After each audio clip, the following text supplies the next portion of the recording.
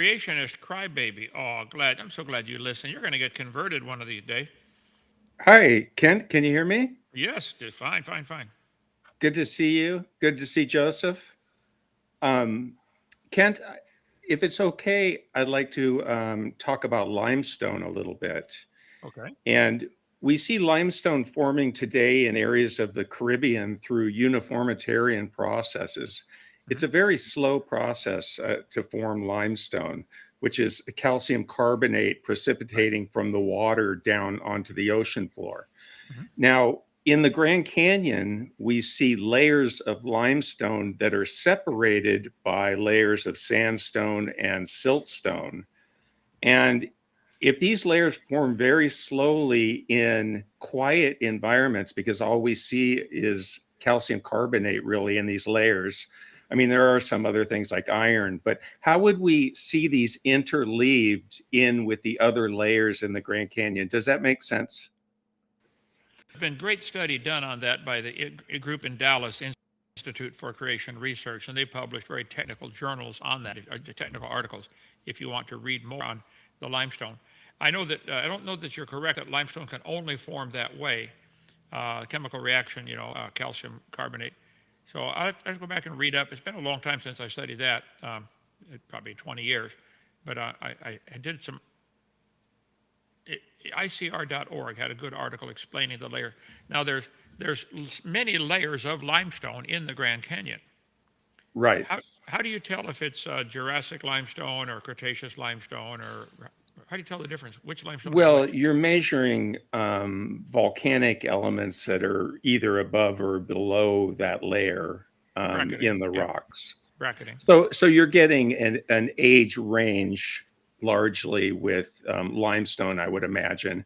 I haven't Hmm. looked at that in particular, but maybe we can talk about that more in the future about the limestone. But it's very hard to explain from the catastrophist point of view that you get a limestone and then you get the formation of a sandstone and a siltstone and then another limestone on top of that. It's um, as we see it, one of the sticking points of uh, Noah's flood being true. Okay. I would imagine, but we can. I'd like to just move on and ask you one more thing. Well, let me let Um, me let me take one more thing on yeah, that. go ahead.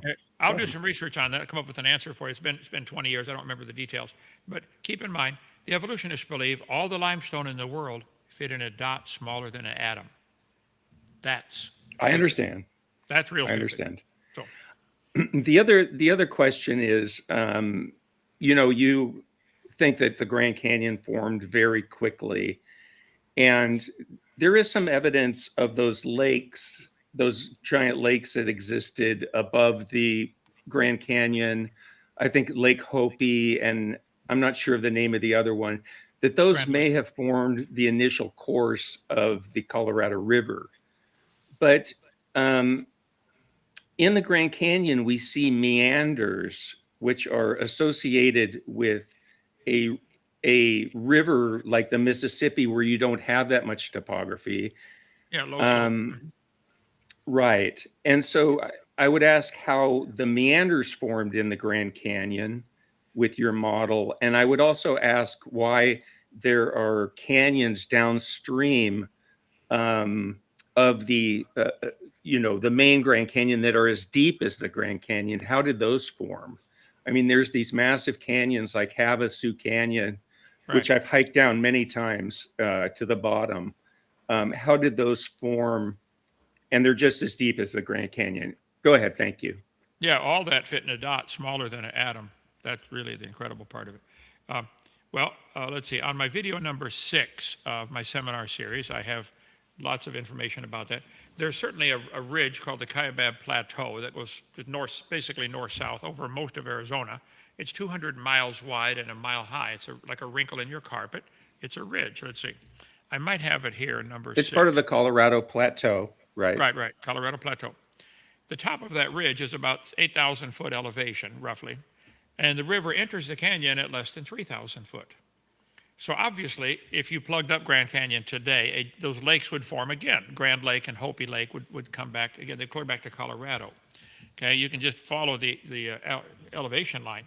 Keep in mind, if there was a huge lake there and the lake did breach over the dam and carve the canyon, the weight of the water is now gone, so you'd get a little bit of isostatic rebound. The earth would lift up some. I'm not sure if somebody figured out how much, but what the weight of all that water would be. I think it's on video number. Can I just add something Yeah, real quick, Kent? go ahead while I find it. Yeah.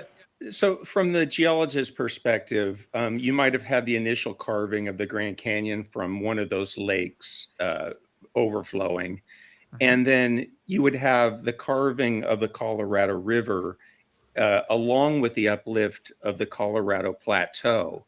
And the combination of these things, of course, over millions of years would have created would have created the Grand Canyon. So, I mean, that's the current scientific geologic. Well, that's the current, idea. their current teaching of some scientists and geologists. Not all scientists and geologists believe that. Okay, I'm finding it here. I have, let's see, several thousand slides in this one. The top of Grand Canyon is a mile higher than where the river enters the canyon right now. Go down to the Colorado River. Yeah. I've been down there myself a couple times. Right. And the top is a mile higher than where the river enters. So if you plugged up Grand Canyon, a big lake would form. It started with a low slope and made a meandering pattern. And once it gets a pattern established, then more water comes rushing through. The more it cuts into the rock, the more the lake can drain. And then you reach a point where it's catastrophic. And by then, the pattern's already been formed. I think that'd be my answer for why there are loops and meanders in the Grand Canyon. But there's great articles about that on ICR.org again. They got some good geologists on there that have been there and studied it many times, written extensively on that. Here we go. Here's a picture of the meandering. Slide number 474. Alt-DV, 474, enter. Okay, you can see the loops and meanders of the Grand Canyon.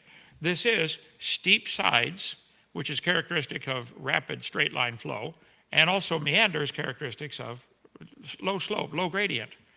I think it's evident that the pattern was established at the beginning when it was barely overflowing the top, and then runaway erosion took place.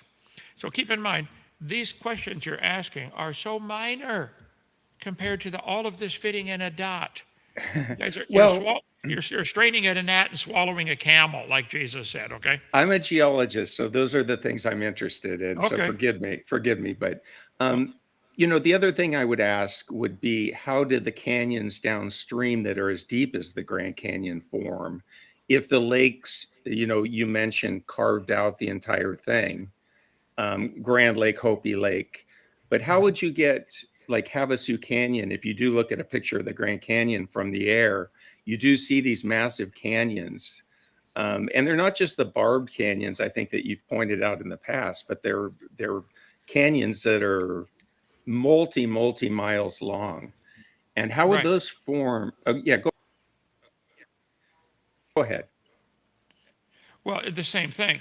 If right after the flood, the layers of the earth were all soft, it would take, if you had layers of mud a mile thick, multiple layers all laid down in one flood with every tide going up and down. The tide going up and down sucks water in and out. It's called tidal pumping. That's going to form multiple layers. I flip this sand art thing over and make 20 layers in a few seconds, okay? The water going back and forth from the tidal pumping, especially if it was uninterrupted with no continent sticking up through the water, like they have today. Today, the tides get interrupted all the time by hitting continents. They've done studies and said if the earth were just simply a liquid-covered ball, the tide could become harmonic and would go up and down 200 feet every 6 hours, 12 and a half minutes. And so that water coming up 200 feet is rushing in from the sides. And it has to, the moon is just holding steady under the moon. The moon doesn't care what the earth is doing. But because the earth is turning, the tide has to be rushing in from the east at the same speed the earth is turning at that latitude. I don't know the latitude of Grand Canyon. It's less than us. So we're turning 886 miles an hour here in Lenox, Alabama, as we go around the earth. Grand Canyon is a little higher latitude, so probably something less than that. I could do the math if you want. So say 800 miles an hour.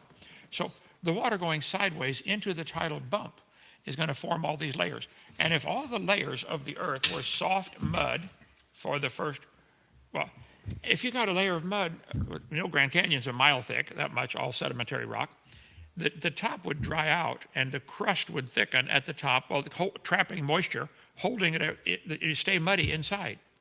And I'm sure somebody's done some studies on this, the progression rate of how fast the drying component would be, too many variables in there, but it would dry out, develop a crust, and seal the water in the rest. Once you cut through that crust, then you get rapid runaway erosion, horribly fast erosion from the same river. So it might have been looping around on this crust that was maybe only 100, 200 feet thick of dried rock, sedimentary rock, that it finally cuts through into the softer stuff that hasn't yet dried.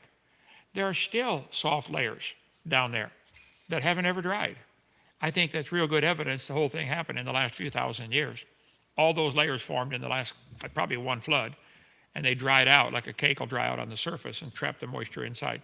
So leave my slides up there, brother. Okay? Thank you, Kent. Yeah, we can keep it at that if you want. I know you have other people that might want to come on. Thank you, Kent, for your time, and we'll talk again in the future. Thank you, Joseph. Take care. Right. Thank you. Okay, good. Next question.